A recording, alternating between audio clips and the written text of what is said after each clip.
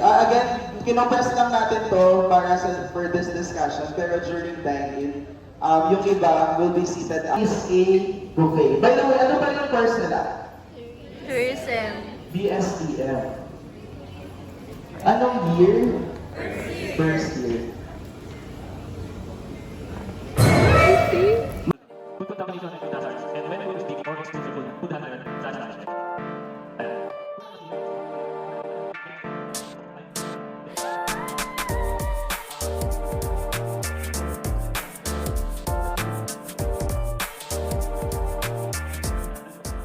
By the way, I am Chef Jason.